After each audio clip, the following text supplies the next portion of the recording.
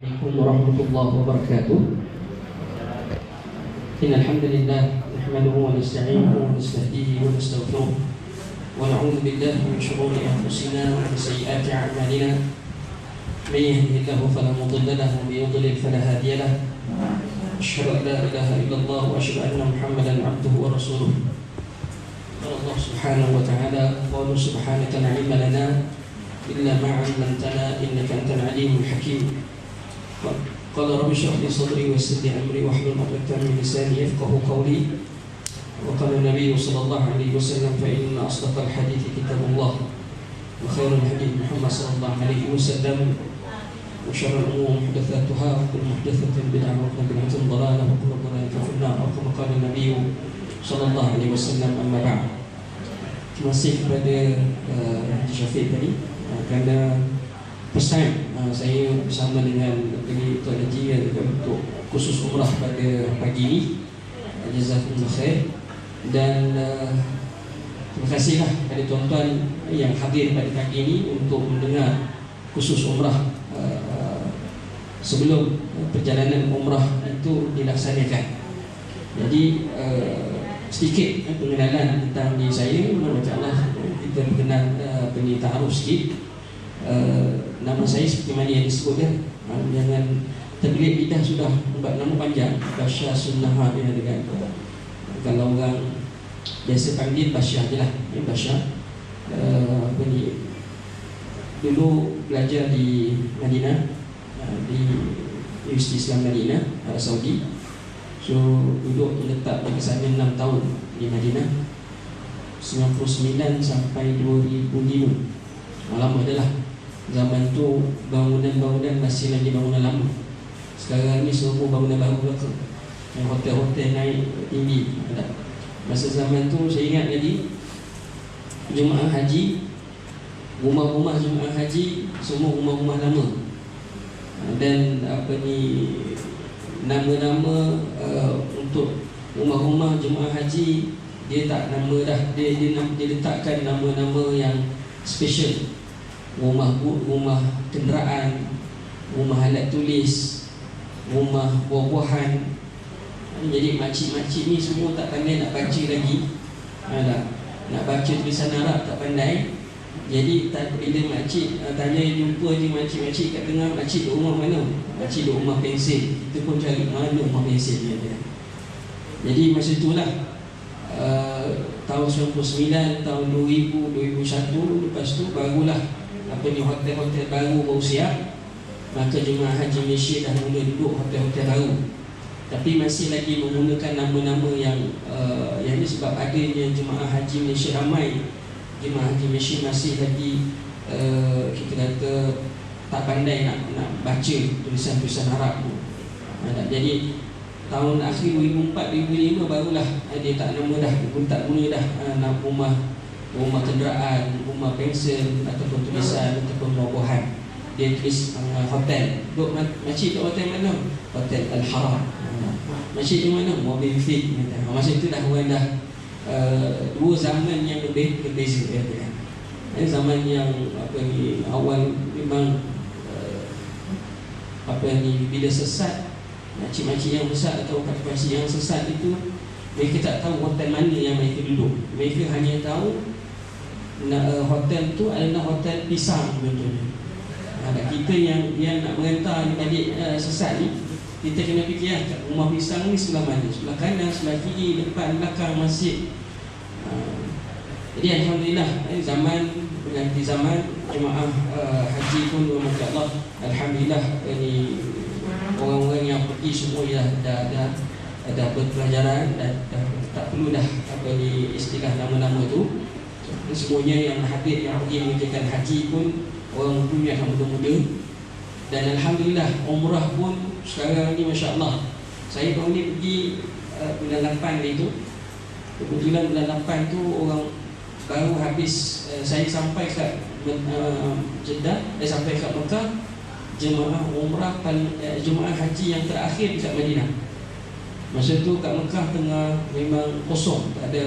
Kalau Kaabah tu, dekat Kaabah tu boleh pusing untuk tawaf tu hanya masa dalam 20 minit saja. Kalau semalam saya tengok dekat apa ni, dekat online TV Mekah. Tuan-tuan boleh tengok dekat apa ni, dekat YouTube, dekat apa ni, dekat channel TV Mekah dengan Madinah online. Nak tengok ramai tak ramai, cuaca kat sana macam mana, semua boleh tahu tengok dekat TV online. Dekat Mekah tulis je apa ni, TV Mekah TV, Mekah TV, jadi dia akan keluar TV Mekah dan TV Madinah. Nak tengok keadaan macam mana kat sana. Semalam cuaca dengan macam Allah 26 darjah Celsius dekat apa ni, dekat Mekah, 25 darjah Celsius di Madinah pagi, pukul 6 pagi. Masa yang saya pergi itu bulan 8, malam pukul 2 pagi 38 darjah Celsius, siang 46. Ada jemaah yang kena ini stroke haba, maksudnya ada yang pingsan dan semua, kurang minum air, panas. Tapi tuan-tuan, tadi saya dimaklumkan 29 hari bulan 11 bulan 11 kan, 9 bulan 11 kan.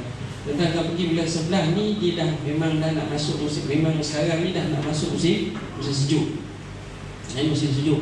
Jadi tuan-tuan, macam Allah Subhanahu Wa Taala tak adalah perlu bawa macam nak di UK nak bawa baju tebal itu, tidak perlu. Paling tidak pun baju panas pun dah cukup, ataupun sweater katakan dah memadai dah katakan. Tapi Madinah cuaca sejuk ni tuan-tuan, macam Allah, paling rendah kalau malam boleh mencecah paling tinggi lah, katakan dia tak pernah sampai negatif, paling tinggi pun dalam 2 atau 3 darjah Celsius. Sejuk lah. Biasa itu paling tinggi lah. Normal malam, kalau malam lah kita pun tak keluar malam. Biasanya malam tu kita duduk dalam hotel je. Malam tu biasa dalam pukul 2-3 pagi tu dia, kebiasaan ni antara 7 ke 8 malam lah. Jarang sangat sampai 2 tu bila lepas hujan. Sana kalau musim sekarang ni, hujannya makin sejuk, Kalau nak masuk musim panas, esok hujannya makin panas, Ada cara gitu. Sekarang ni cuaca tu gitulah. Mana makin hujan, makin sejuk. Turun sikit. Dia kemuncak musim sejuk tu adalah bulan 1, bulan 2. Itu memang kalau siapa pergi bulan 1, bulan 2 tu memang sangat sejuk lah. Sangat sejuk. Sejuk ni bukan sejuk apa ni macam kat UK dan sebagainya. Ni sejuk padang pasir. Sejuk padang pasir dia lain. Kalau sejuk dekat apa ni, negara dekat UK apa, dia hutan masih lagi pokok banyak. Kalau ni dekat Mesir, dekat Arab Saudi, dia sejuknya sejuk apa ni, inilah sejuknya padang pasir. Okey. Saya doa minta Allah Subhanahu Wa Taala apa ni, latar belakang pas Sabih belajar 2005, kemudian dia balik ke Malaysia, dia katakan sambung peringkat Masters dan PhD. Jadi sekarang ni yang disyarah dekat apa ni, UiTM Shah Alam, UiTM Shah Alam di Akademi Pengajian Bahasa. Akademi Pengajian Bahasa. Jadi kita di UiTM ada apa ni, program Bachelor Bahasa Arab. So, jadi saya salah satu tenaga pengajar yang ada di Akademi Pengajian Bahasa Arab, Akademi Pengajian Bahasa UiTM Shah Alam. Itu sikit meletak di Kelang dan menjadi penceramah bebas juga waktu malam mengajar di masjid-masjid. Dan alhamdulillah hari ini rezeki dengan tuan-tuan dengan travel apa ni, Iman World Travels yang Berhad ni. Alhamdulillah lah, bersyukur dapatlah kenalan baru. Dapat kenalan baru travel kan. Saya tak boleh pergi umrah banyak kali setahun. Saya boleh bekerja dengan apa ni, kerajaan ni dia ada cuti limit setahun sekali je. Setahun sekali dia boleh pergi. Kalau itu pun cuti semester. Cuti semester pelajar tengah bercuti, barulah kita boleh bercuti. Tapi alhamdulillah baru ni dah pergi. Kena tunggu tahun depan lah pula kalau ada rezeki nak pergi. Memang hajatnya nak pergi bukanlah pasal bukannya banyak duit, tapi rezeki bila bawa travel ni free lah, tu je. Bukanlah kata nak apa ni banyak duit pun nak pergi setiap tahun, tapi ialah rezeki Allah bagi, dapat pergi membimbing, bawa jemaah sekali dengan Allah. Jadi kita dapatlah apa ni ditanggung oleh pihak travel agency. Dah syukur dah, alhamdulillah. Tuan-tuan, Allah Sebelum mengerjakan umrah ni, ada beberapa perkara yang saya ingin ingatkan kepada kita semua. Yang perlu kita tahu, yang pertama sekali tuan-tuan mati Allah, kita pergi mengerjakan umrah ini bukan tujuannya untuk riak ataupun takabur. Itu yang kita kena faham. Jangan sampai kita pergi mengerjakan umrah untuk tujuan riak, untuk tujuan takabur, maka amalan kita akan jadi sia-sia. Kita niatkan, ikhlaskan dalam hati kita nak buat kerana Allah. Ini ibadat. Allah Subhanahu wa taala sebut dalam Al-Quran, "Wa ma umiru illa liya'budullaha mukhlishina lahuddin."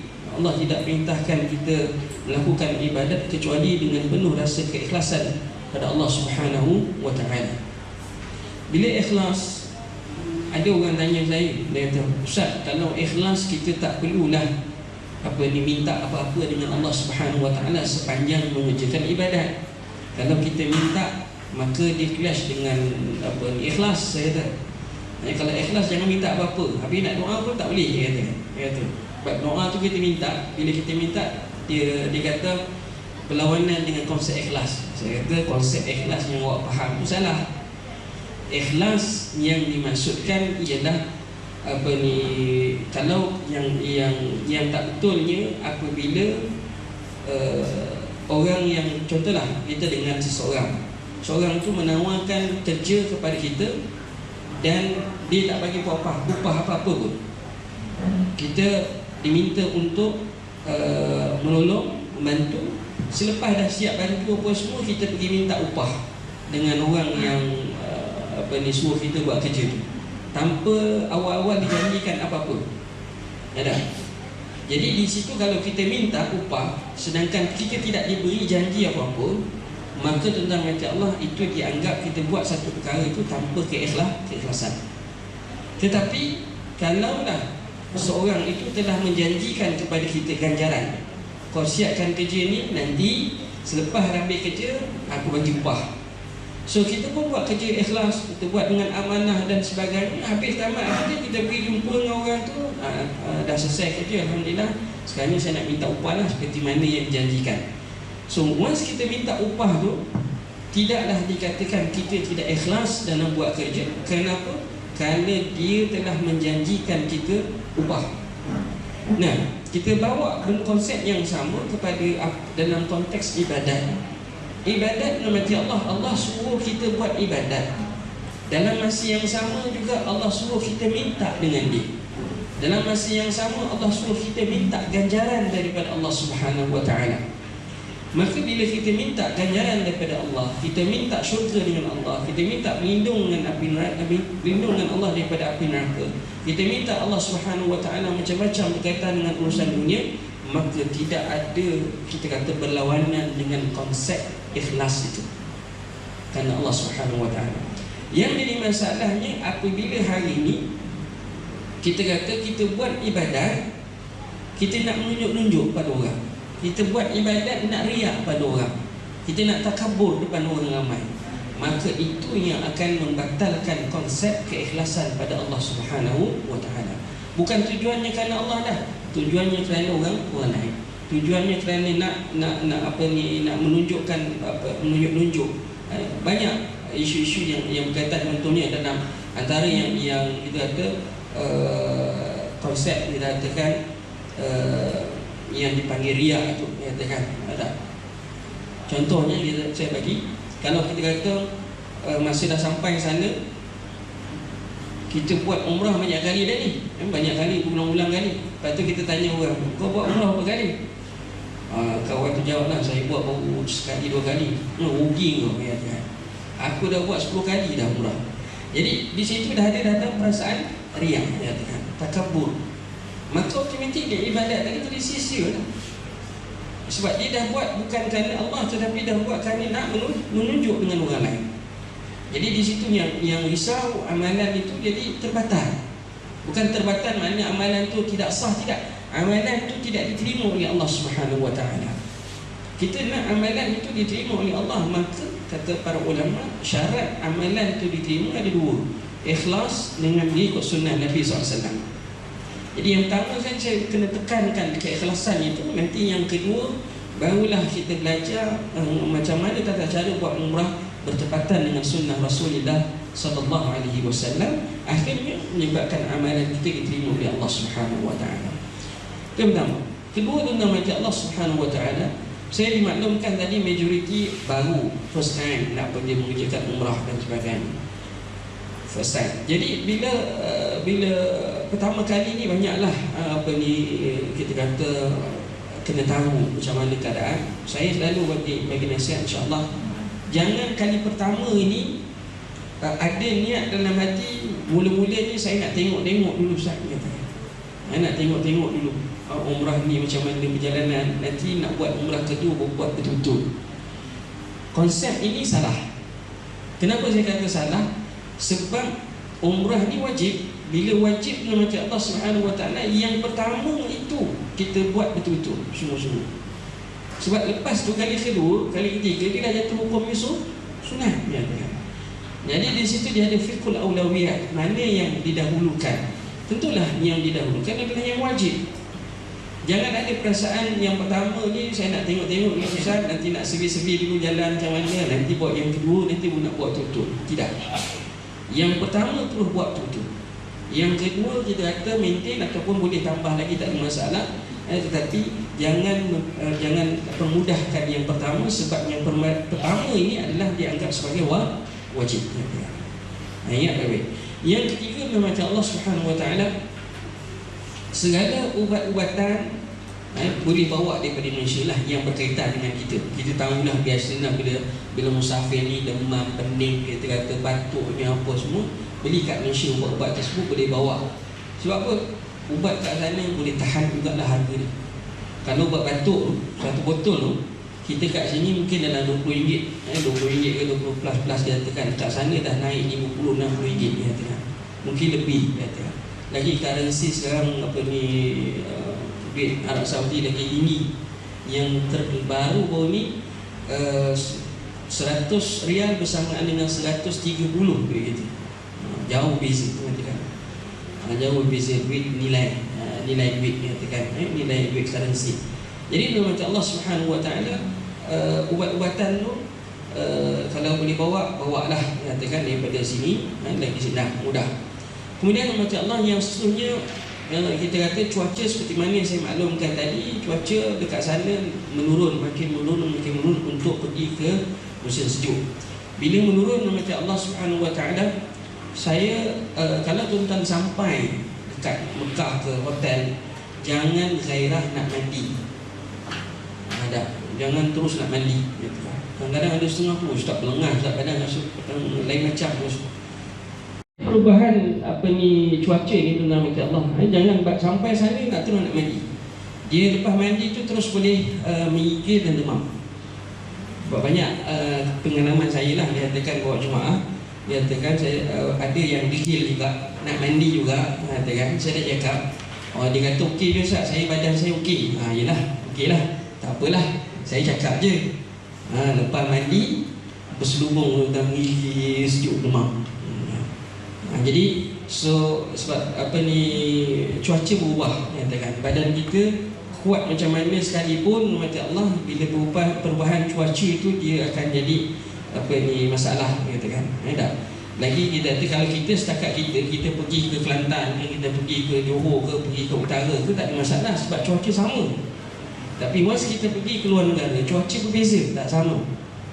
Bila tak sama itu akan kita kata relax dulu. Biarlah badan kita ni ambil bernafas dulu dengan cuaca sana apa semua. Dan biasanya selesai buat umrah ke apa semua, besoknya tu ataupun kalau setakat nak basah-basah badan, okey, katakan tak ada masalah. Tapi nak mandi terus dengan macam kita mandi kat Malaysia ke ataupun ini, saya tak galakkan sebab efeknya tadi boleh demam. Baik. Kemudian macam Allah Subhanahu wa taala, begitu juga daripada Mekah nak ke Madinah. Kalau Mekah ke Madinah pun sama juga. Saya dimaklumkan tuan-tuan akan perjalanan tuan-tuan akan pergi ke sampai Jeddah pukul 6 pagi. Pukul 6 pagi, kemudian daripada pukul 6 pagi itu nak masuk pun tak boleh masuk lagi hotel. Jadi tuan-tuan akan dibawa pergi ke apa ni? Pergi ke Taif. Daripada Taif nanti miqatnya dekat Qarnul Manazil. Qarnul Manazil. Jadi tak perlu pakai kain ihram kat sini, tak perlu pakai apa ni, tak perlu mandi sunat ihram kat sini, boleh buat semasa dekat Qarnul Manazil ni. Dekat Qarnul Manazil tu besar, luas, boleh mandi kat situ, nak mandi ke apa semua tak ada masalah. Ini boleh dikatakan. Tapi kalau mandi kat situ semua memang masa lama sikit lah. Saya rasa tak ada masalah apa ni, boleh berhenti kat situ. Cuma adalah nanti saya akan ceritakan perjalanan tu terus, bagaimana perjalanan itu berlaku. Senang. Nanti kan saya cerita apa ni, tata cara umrah terus masuk ni, nanti tak tahu macam mana step by step. So saya terus cerita by step perjalanan tuan-tuan direct daripada sini naik pergi ke Taif, Qarnul Manazil, Manazil pergi ke Mekah, dan terus buat umrah. Senang untuk saya buatkan begitu. Wallahu a'lam, daripada kita terus cerita pasal umrah, rukun dan sebagainya. Saya cerita satu-satu.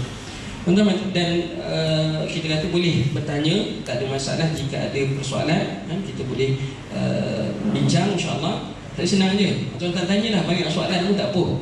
Bukan dah saya pandai jawab, tidak. Saya senang, tak boleh jawab, wallahu a'lam. Paling simple, mudah je, kan? Wallahu a'lam, kan? Kalau boleh jawab, saya jawab. Tak boleh jawab, saya kata wallahu a'lam. Tuan-tuan mati Allah Subhanahu wa ta'ala. Kita masuk, kita baca khusus umrah kita. Umrah ni nama Allah disebut sebagai haji juga. Dalam fiqh kita panggil dia haji. Sebab itu dalam rukun Islam kita tidak ada umrah pun. Dia disebut apa? Mengerjakan haji, katakan. Ustaz, umrah tak ada pun, katakan. Umrah dipanggil haji. Cuma di istilah dalam fiqh dia panggil haji kecil. Dia panggil haji kecil. Ada pun di sana ada yang dipanggil haji besar, hajjul akbar, hajjul asghar. Sebab itu saya selalu mana-mana khusus saya mentionkan, saya beritahu pada jemaah bahawa setiap tahun jemaah haji Malaysia mendapat hajjul akbar. Dia dapat pemahaman masyarakat Melayu. Hajjul akbar itu ialah apabila wukufnya jatuh pada hari Jumaat. Pandangan itu sebenarnya tidak tepat, kerana disebut oleh Imam Nawawi rahimahullah taala. Dalam Imam Nawawi seorang ulama besar dalam mazhab Syafi'i, dia kata dinamakan Hajjul Akbar untuk nak membezakan dengan Hajjul Asghar. Sebab nak bezakan dengan umrah. Sebab tu dinamakan Hajjul Akbar dengan Hajjul Asghar. Tidak ada kaitannya dengan apa ni, dengan wukuf tu jatuh pada hari Jumaat ke tidak. Tak ada kaitan. Ni bila tengok kalender, wukuf jatuh hari Jumaat, sampai sana hari Sabtu. Ini patutlah negara Wahabi, kata. Wahabi juga dapat nama. Dia tak benarkan orang wukuf pada hari Jumaat. Tu kan macam Allah tolonglah, katakan. Benda itu bukan yang penetapan siapa-siapa boleh tetapkan. Semua berdasarkan melihat anak bulan. Macam kita raya baru ni lah, raya yang baru ni, kita dah siap-siap ready, tak raya, tak jadi raya, sekali besok raya. Semua orang ni, sampai ayam pun berebut orang beli dekat pasar, sampai putus apa ni lah, dia tekan berlaku lah apa yang berlaku. Jadi tuan-tuan mati Allah Subhanahu wa ta'ala, semua berdasarkan melihat anak bulan. Jadi umrah ni tuan-tuan mati Allah, dia kita kata seperti makna haji, menziarah Baitullah, kerana mengerjakan tawaf, sa'i dan menurut syarat-syarat serta menunaikan segala wajib-wajibnya. Kalau haji dia tukarlah, kita kata apa ni, kerana mengerjakan tawaf, sa'i, wukuf dan sebagainya lah, dengan syarat-syarat dan menunaikan segala wajib-wajibnya. Jadi sebab itu daripada situ kita kata hukum umrah ini adalah wajib ke atas setiap mukallaf. Bila sebut mukallaf itu maknanya Islam baligh berakal. Ada Islam tak? Islam. Baligh tak? Baligh. Berakal tak? Berakal. Maka wajib. Dia bukan sunat tak? Dia wajib sama dengan haji. Allah Subhanahu wa ta'ala berfirman dalam Al-Quran, kecil ayat ni, dia kata walillahi 'alan nasi hajjul baiti man istata'a ilaihi sabila. Ini salah satulah. Dan ke atas Allah Subhanahu wa taala mewajibkan ke atas manusia itu menziarahi bait bagi orang yang mampu untuk sampai ke sana. Ada satu lagi ayat Al-Quran yang yang disebut macam Allah Subhanahu wa taala, maknanya ada kat sini. Dalam ayat yang lain, wa atimmul hajja wal umrata lillah. Dalam ayat yang lain, surah Al-Baqarah tadi, ayat surah Ali Imran, dan surah Al-Baqarah Allah sebut wa atimmul hajja wal umrata lillah. Dan sempurnakanlah haji dan umrah untuk yang kedua ni, dan sempurnakanlah haji dan umrah itu kerana Allah Ta'ala. Maka hukum ni wajib. Jadi sebab itu saya katakan tadi, kewajiban itu jangan dipandang, maknanya dipermudah, jangan bermudah. Jangan bermudah. Bermudah maksudnya kita sampai sana ni first time kita buat umrah. Bermudah tu maksudnya kita sampai sana nak tengok-tengok, nak santai-santai dulu, nak tengok dia punya step by step. Nanti yang kedua baru nak buat. Itu salah, saya kata salah. Yang pertama ni yang kita kena buat betul-betul kerana dia adalah wajib. Dia adalah wajib. Tentang macam Allah Subhanahu wa taala, dan umrah ini ialah kita kata kelebihannya besar. Antara kelebihannya dalam hadis Nabi sallallahu alaihi wasallam, Nabi sebut al-umrah ila al-umrah kafaratu lima bainahuma wal hajj al-mabrur laysa lahu jazaa illa al-jannah. Umrah ke umrah yang berikutnya merupakan satu pengampunan dosa, dan haji yang mabrur sama juga. Umrah yang mabrur tidak ada balasan yang setimpal dengan dia kecuali syurga Allah Subhanahu wa taala. Saya baru ni ada grup lain lah, ada sahabat tu dia bawa jemaah tu sampai kat Malaysia, balik daripada Mekah, balik daripada Madinah, terus meninggal dunia. Kita berdoa mudah-mudahan dia dapat husnul khatimah. Ada kes dia lepas dia tawaf haji, sampai je dekat hotel, belum tukar lagi kain ihramnya, tapi dah selesai dah tahallul, sampai je kat hotel meninggal dunia. Rezeki Allah nak beri, meninggal dunia selepas melakukan amal ibadah yang besar bagi Allah, atau haji ataupun umrah, katakan. Wallahu a'lam. Jadi kita tak tahu, katakan, kita tak tahu. Walau bagaimana sekalipun nak ceritakan umrah ini dan juga haji, kita katakan merupakan satu ganjaran besar di sisi Allah Subhanahu wa taala. Kalau haji pula, yang haji yang besar ni, haji akbar ni, dia ada ganjaran. Nabi sebut dalam hadis dia, kalau haji, man hajja wa lam yarfus wa lam yafsuk raja'a ka yaumi waladatu. Orang yang mengerjakan haji dengan syarat dia tidak melakukan perkara-perkara yang fasik ataupun dia tak melakukan maksiat, dia jaga dirinya daripada melakukan maksiat, dia jaga daripada berkaitan dengan hawa nafsu dia, maka dia balik daripada mengerjakan haji seperti bayi yang baru dilahirkan, tak ada dosa, kosong. Itu kalau itu haji akbar, kalau kita pergi mengerjakan haji. Tapi kita buat yang ni kita fokus kepada umrah. Maka umrah macam Allah Subhanahu wa taala, berdasarkan hadis ini, ulama mengambil pandangan bahawa bolehnya buat umrah berulang-ulang kali. Terpulang. Tuan-tuan nak buat umrah tu berapa kali sepanjang perjalanan kat sana? Yang setahu saya biasanya travel agency akan bagi macam Allah ialah paling kurang 3 kali, katakan. Termasuk umrah yang pertama, umrah kedua Ja'ranah, yang ketiga daripada Hudaybiyah. Itu biasalah. Kalau ada lebih lagi tu rezeki untuk tambah, boleh saja nak pergi ke Tan'im. Ada orang buat umrah pagi petang. Saya tak ada masalah. Walaupun di sana ada pandangan ulama yang mengatakan bahawa satu perjalanan sekali je umrah boleh buat. Dan kemudian habis nak buat apa? Banyakkan tawaf. Banyakkan tawaf sunat. Wallahu a'lam. Itu pun ada pandangan. Tapi tak usah nak bergaduh lah, katakan nak kau sesat aku tu, tak payah. Katakan benda tu khilaf, ulama tahu dah daripada dulu lagi.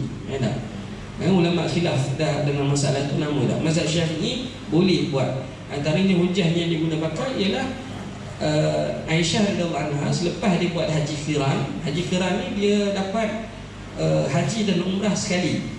Haji qiran. Kemudian macam Allah Subhanahu wa taala, dia lepas habis buat haji, dia pergi minta izin dengan Nabi SAW untuk buat umrah.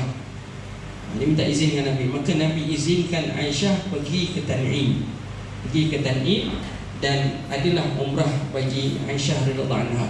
Jadi dia ada 2 umrah. Maka dari situ ulama mazhab Syafi'i pegang bahawa harus buat umrah lebih daripada sekali dalam satu perjalanan.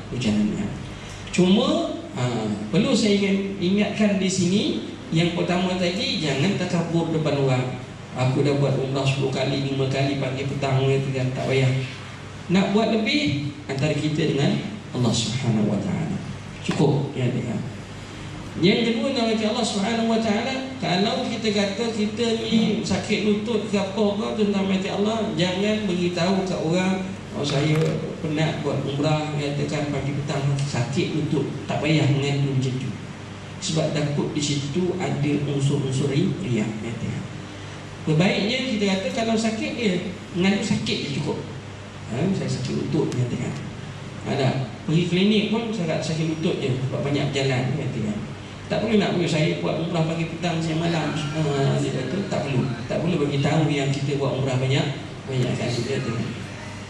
Maka guna mati Allah Subhanahu wa taala, kita kata dia bila buat umrah berulang-ulang kali itu mati Allah Subhanahu wa taala, tidak ada timbul isu, cuma perhatikan saja jangan sampai kita takabur atau riya.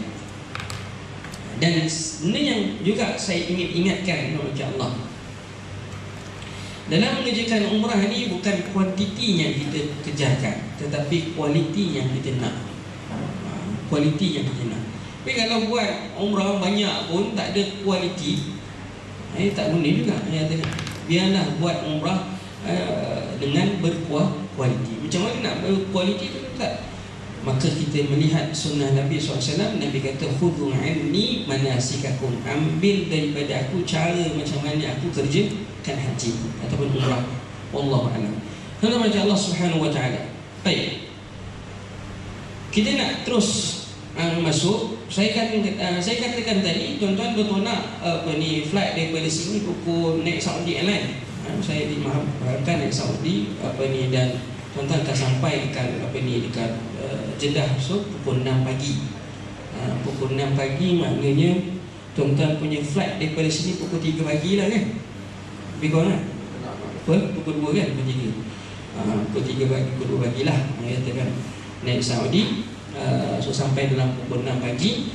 Pukul 6 tuan-tuan akan masuk terus pergi ke airport baru. Dia tak pergi airport lama. Airport lama tu masalah.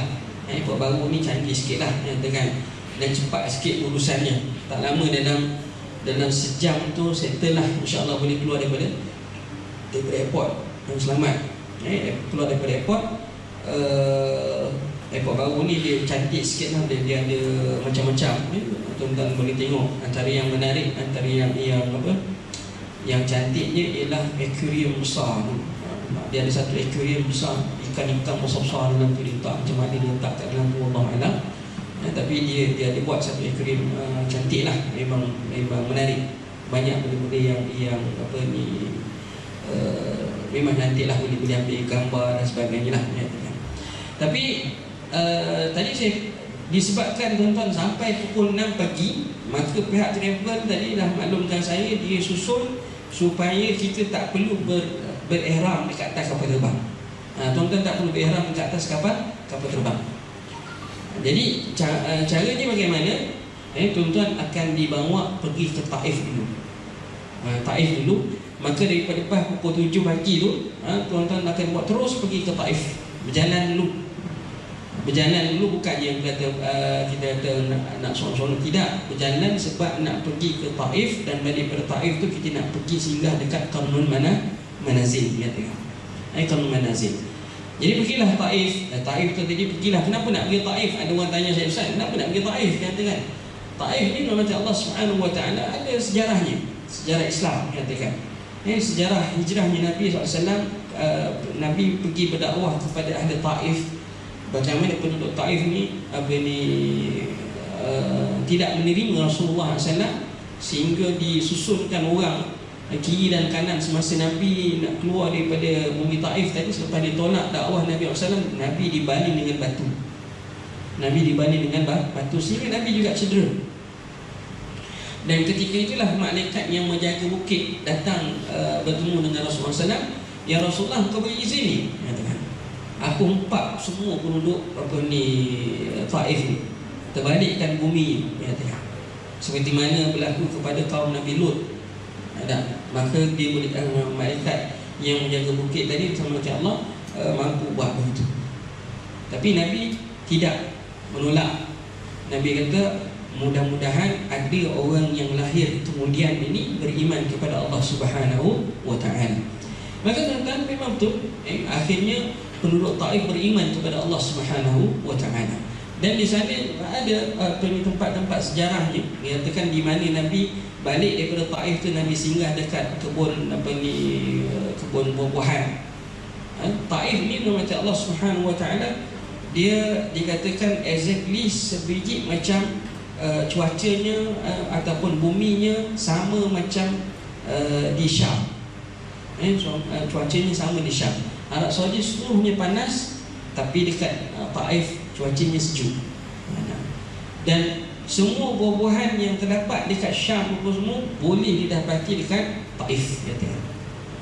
Sebab boleh ditanam di Taif, boleh dihasil. Sebab tu Mekah tidak pernah berkurang daripada buah-buahan.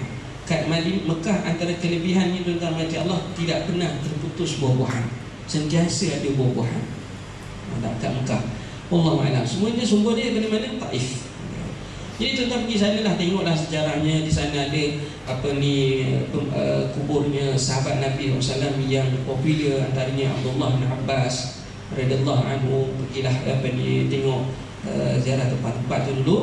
Dan kemudian dah makan tengah hari sana semua, barulah bergerak menuju ke nak beli buah-buahan. Sana boleh beli dekat suk dia, pasar dia. Tuan-tuan dibawa pergi ke suk, pasar buah-buahan dia yang masyhur dekat Taif. And then lepas tu baru balik pergi ke ke Qarnul Manazil, singgah dekat Qarnul Manazil. Sebab itu tuan-tuan telah dinasihatkan, saya maklumkan tuan-tuan telah dinasihatkan pakaian ihram yang kita nak pakai dimasukkan dalam hand luggage yang kecil, beg kecil. Jangan masukkan beg besar, nanti susah. Dah susun dalam kan, dalam beg, dalam bonet bas tu, nak keluarkan yang besar, nak buka apa semua susah. Bawa pakai hand luggage dia senang. Jadi hand luggage tu lah, dalam hand luggage tu lah kita bawakan kain ihram kita yang kita nak guna pakai semasa di Qarnul Manazil. Nak mandi boleh tak Ustaz? Nak mandi dekat Qarnul Manazil, mandi sunat ihram boleh, tak ada masalah. Disediakan tandas yang memang membolehkan seorang mandi di situ. Sebab dia sama mikatnya, sama dengan dekat Bir Ali itu semua sama. Jadi dia cuma dekat Bir Ali ni padat, ramai orang. Nak mandi susah, mengatakan toilet dia penuh. Tapi kalau Qarnul Manazil ni insya-Allah tak ramai pun orang. Tak ramai orang, dan kita boleh, baik lelaki ke baik perempuan, boleh gunakan tandas tadi untuk mandi. Allah, insya-Allah tidak ada masalah apa-apa. Jadi Allah itu jika perlulah. Kalau tak mandi Ustaz, mengatakan kita dah mandi kat Malaysia, siap-siap mandi sunat ihram, cuma tak niat lagi ihramnya, katakan. Cuma tak ada masalah. Cuma kalau dah mandi dulu awal kat Malaysia ni, tak ada masalah pun kalau nak mandi kat sini. Tapi lama lah, lama. Cuma saya katakan tadi pun ada isu juga. Ustaz kata tadi tak boleh sampai sana tak boleh mandi. Jadi nak elakkan benda tu berlaku, sebaik-baiknya mandi daripada sini. Kalau sampai sana tak boleh mandi, Allah, kita kata memang saya takut perubahan cuaca itu, maka Allah, saya cadangkan mandi sunat ihram di sini, katakan. Mandi je, katakan. Sebelum kita kata pergi ke airport dan sebagainya, mandi sunat ihram siap-siap, katakan. So mandi sunat ihram kita kata biasalah, maknanya adab-adabnya dengan kita bersihkan badan dan sebagainya, buang bulu yang sepatutnya, kalau di ketiak ke, di bahagian kemaluan ke, dicukur dan sebagainya. Kalau perlu dicukur, dicabut, maka mati Allah, dan bersihkan. dan pakai pakaian biasa. Cuma niatnya tadi mandi sunat ihram, mandi sunat ihram. Walaupun nak ihram tu lambat lagi, tapi kita peluang untuk mandi tu tipis sebab kita ni datang daripada daripada Malaysia jauh, takut perubahan cuaca menyebabkan penyakit dan sebagainya, menyebabkan sakit. Jadi tak perlu sampai dekat rumah nazim nak mandi, tak perlu, just ambil wudu sahaja dekat situ. Itu lebih baik. Okey. Sampai ke rumah nazim, ambil wudu, siap-siap semua. Kalau sampai semayang di situ jamak, kalau perlu semayang jamak di sana, semayanglah jamak zuhur dengan asar. Semayang jamak zuhur dengan asar sama. Tengok masa yang kita ada kat situ, kita ada jamak takdim ke jamak takhir. Jangan jamak takyah. Okey. Jamak takyah tak nak lah. Kita nak semayang jamak, sama ada jamak takdim ataupun jamak takhir. So semayang jamak ni jangan susahkan. Jangan kita anggap susah. Sebenarnya senang je katakan. Yang wajibnya ialah niat. Yang wajibnya ni niat. Lafaz itu hukumnya sunat. So wajibnya dalam hati kita kata, kita nak buat semayang apa? Aku nak semayang zuhur jamak qasar kerana Allah Subhanahu Wa Taala. Kalau kita nak buat jamak takdim, kita niat zuhur tu gitulah, aku nak semayang jamak qasar. So aku nak semayang zuhur jamak qasar kerana Allah Subhanahu Wa Taala. Yang diniatkan jamak takhir, jamak takdim itu ialah pada solat asar. Kita nak semayang, kita nak niat pula semayang dah 2 rakaat semayang zuhur, kemudian semayang asar 2 rakaat. Jamak takdim, ya Allah aku nak salat asar jamak takdim qasar 2 rakaat kan Allah SWT. Kalau ikut imam sebutlah niat ikut imam. Ada kena ta'yin. Niat ni adalah ta'yin, menentukan apa ibadat yang kita nak buat. Kena sebutlah, kalau dia jamak, kalau dia qasar. Jamak tu maknanya apa? Menghimpunkan 2 salat. Kita nak jamak kan, maksudnya himpunkan zuhur dengan asar. Ada. Kemudian qasar tu apa? 2 rakaat. Daripada 4 jadi 2.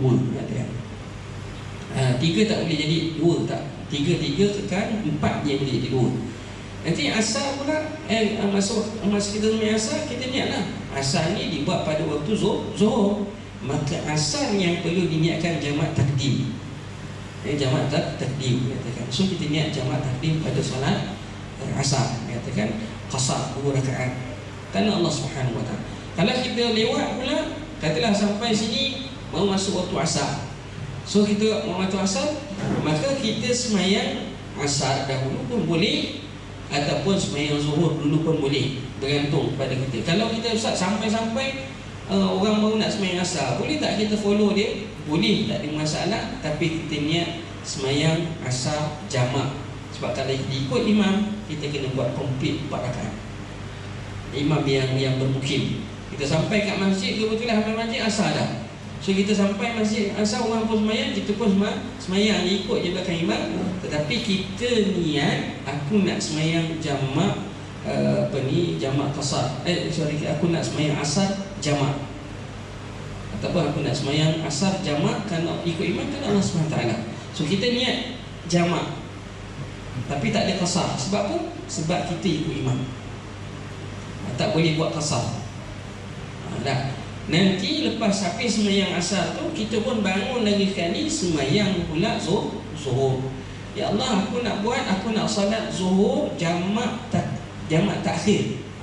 Yang tu sebab kita buat zuhur pada waktu asar dipanggil jamak takhir. Aku nak buat solat zuhur jamak takhir qasar 2 rakaat kan Allah Subhanahu Wa Taala. Dah ketika takbir kita kata gitu, settle masalah. Semayang pula asar 2 rakaat.